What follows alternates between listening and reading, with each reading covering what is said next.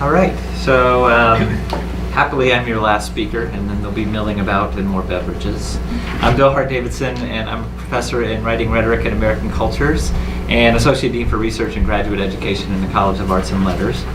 And I'm a user experience and writing studies researcher. That means that I look at the way people use writing and writing tools to do things in the world, and mostly in workplaces, and then I try to help improve those. You could say that I try to create effective interventions in writing behavior that produce beneficial outcomes in other areas of people's lives. And now this includes the world of health and medicine.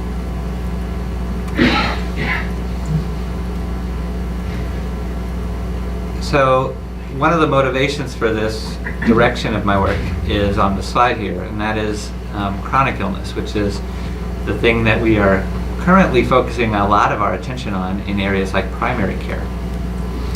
And for the last 5 or 6 years, I've been part of a research group affiliated with the Center for Bioethics in the Life Sciences and Humanities, focused on reducing disparities in health outcomes for at-risk patients who are managing chronic illness, especially heart disease and diabetes. Our work seeks to improve clinical practice, patient and provider communication by fostering evidence-based care, shared decision-making, and effective patient self-management of chronic illness. My colleagues on this team are all scientists. Dr. Ade Alomu is an internal medicine specialist and physician. Dr. Karen Kelly Blake is a medical anthropologist.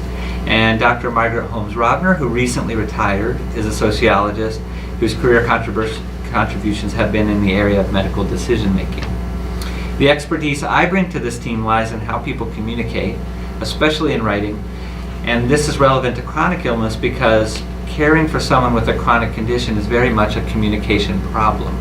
And my succinct way of saying that is here. The body that requires treatment for chronic illness never presents itself in real time. We have to write that body. We have to assemble it from medical records, test results, the kinds of images that Devin showed us, and formal and informal accounts, narratives really, of people's health and wellness.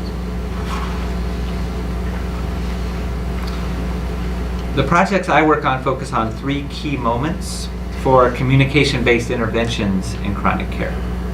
And they are care coordination, which deals with how providers communicate with one another as well as how they communicate with patients.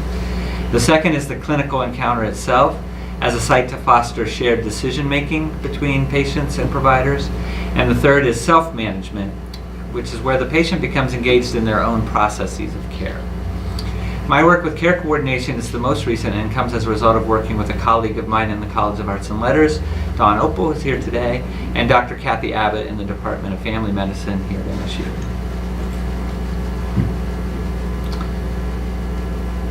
With Dawn and Kathy, I've been focusing on the work of writing in the clinic and how health providers do or do not, on some occasions, understand themselves as writing together as a patient encounter team.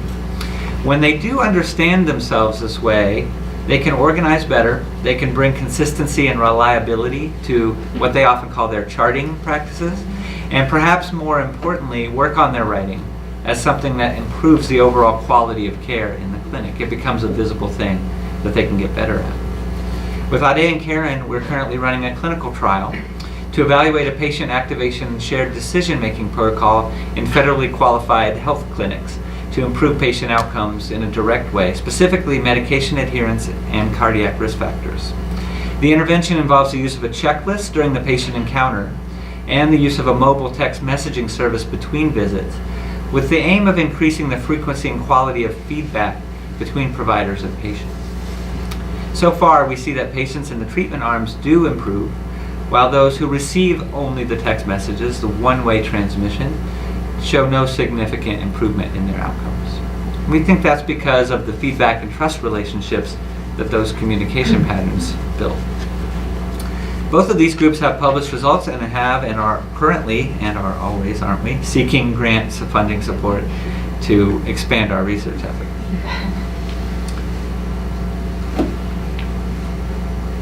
For me, the motivation to do interdisciplinary work is using my expertise to help other people. I say to my graduate advisees, go where your work can do some good, and then do it. And so this is me trying to lead by example. I believe that writing behaviors can enable or constrain our ability to effectively manage and treat chronic illness. The effects of poor communication disproportionately affect vulnerable populations, and they can create or sustain health disparities even where the science is well established and aligned with standards of care.